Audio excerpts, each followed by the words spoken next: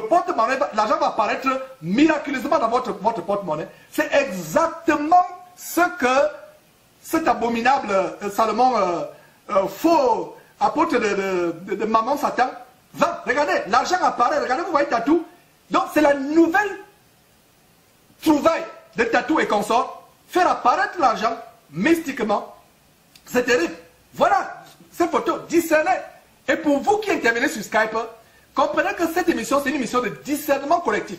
Nous devons vraiment travailler le discernement dans cette émission, parce que la parole de Dieu nous a dit, ne donnez pas foi à tout esprit, examinez, éprouvez les esprits. Donc, une chose encore beaucoup plus grave, l'argent apparaît de manière miraculeuse sur votre compte bancaire.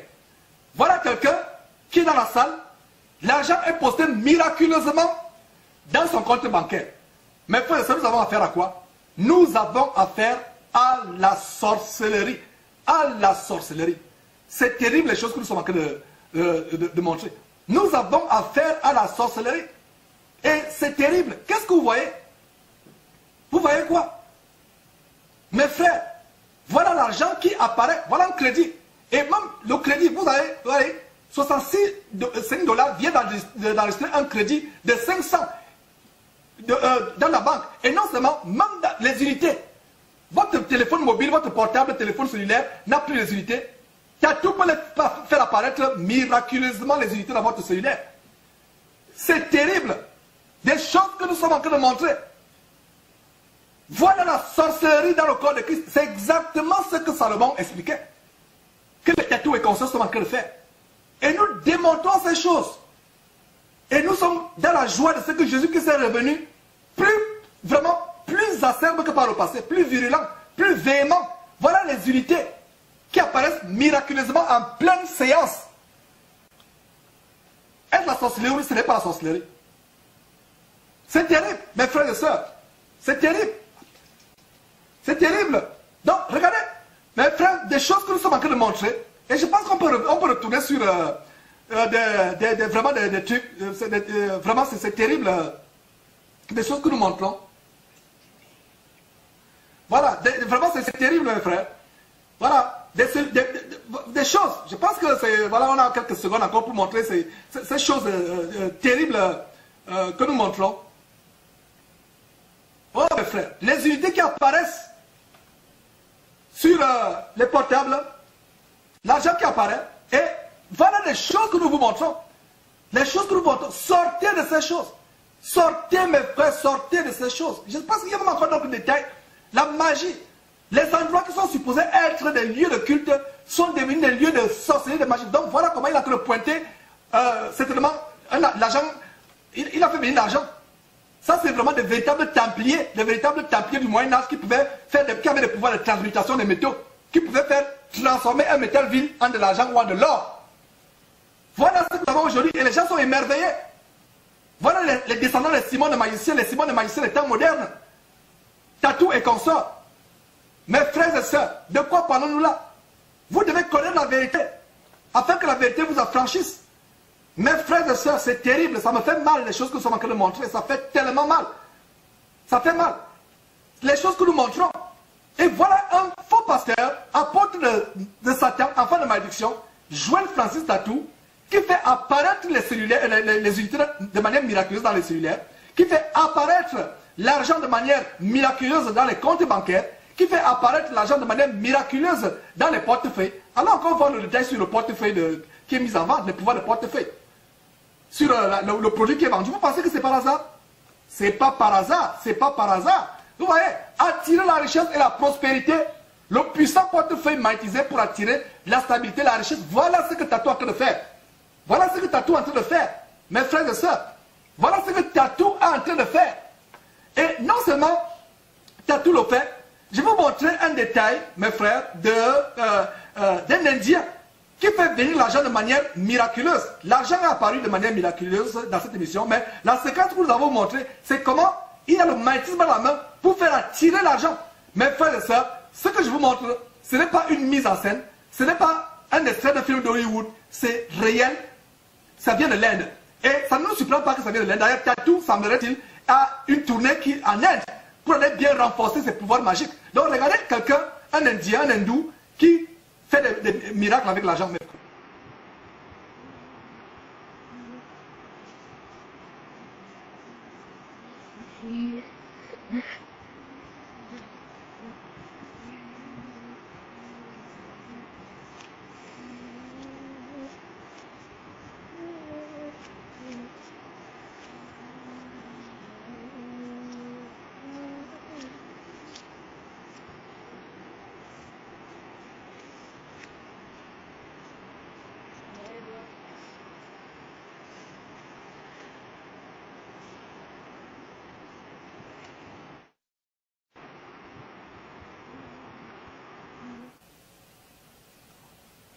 Oh là là, mes frères, c'est terrible les choses que nous sommes en train de montrer.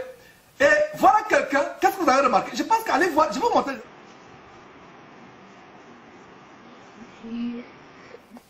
Voilà, donc si monsieur a des bagues, vraiment, il a des bagues, c'est pas parce que c'est par hasard. Mes frères et sœurs, c'est terrible les choses que nous sommes en train de montrer. C'est terrible. Et voilà l'amour de l'argent. Que dit la parole de Dieu, mes frères et sœurs, par rapport à l'amour de l'argent? Tournez vos Bibles. Je pense que c'est la première écriture que nous allons lire, 2 Timothée chapitre 1. On va voir l'amour de l'argent. La Bible dit l'amour de l'argent, c'est la racine de tous les maux. Et quelques-uns, en étant possédés, se sont jetés eux-mêmes dans bien de tourments.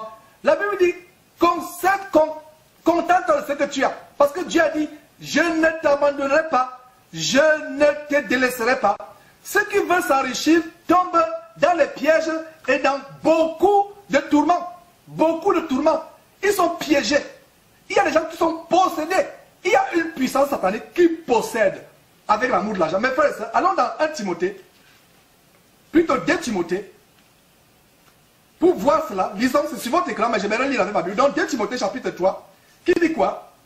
Sache que dans les derniers jours, et nous vivons les derniers jours, dans les derniers jours, il y aura des temps difficiles, car les hommes seront égoïstes, amis de l'argent, fanfarons, amis de l'argent. Et la Bible dit, celui qui aime l'argent n'est pas rassasié de l'argent. On peut vous donner tout l'argent qui est en train de circuler, survoler derrière moi. On peut vous donner toute la fortune du monde entier. Si vous n'aimez pas Dieu, l'argent ne vous sert de rien. Tout ce qu'on peut vous donner, mes frères et sœurs, tout ce qu'on peut vous donner comme argent, la Bible dit que celui qui aime l'argent n'est pas rassasié de l'argent.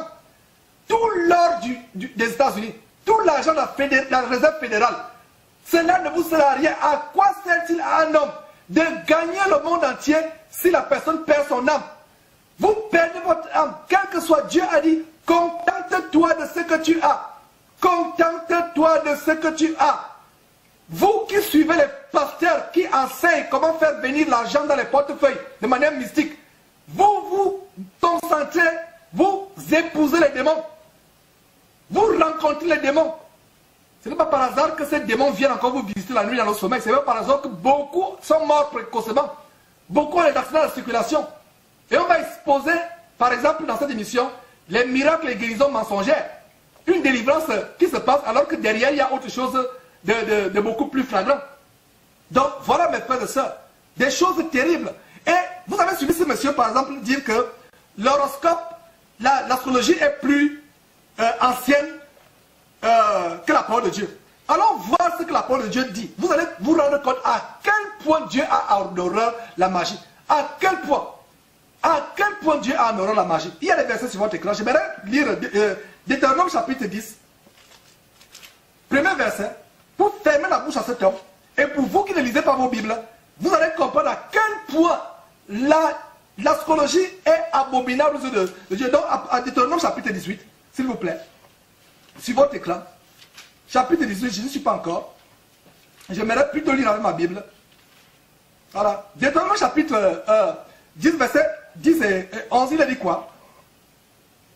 Qu'on ne trouve chez toi, qu'on ne trouve absolument, qu'on ne trouve chez toi, personne qui fasse passer son fils ou sa fille par le feu, personne qui exerce le métier de devin. Vous avez entendu ce monsieur dire, je ne peux pas, quand je l'ai confronté, de manière surprise, il dit, je lui ai dit de se repentir, d'aller à Jésus-Christ, d'abandonner la magie. Qu'est-ce qu'il dit? C'est mon métier. Alors, qu'est-ce que dit la parole de Dieu ici? Verset 10. Ce monsieur parle des Bibles imprégnées, qui ne lit même pas. Parce que ce monsieur lisait la Bible, c'est Salomon qui devait lire ce verset. Qu'on ne trouve chez toi personne qui fasse passer son fils ou sa fille par le feu, personne qui exerce le métier. C'est pour ça que j'aime toujours avoir ma Bible. J'aime encercler métier. Métier de quoi? De devin, d'astrologue.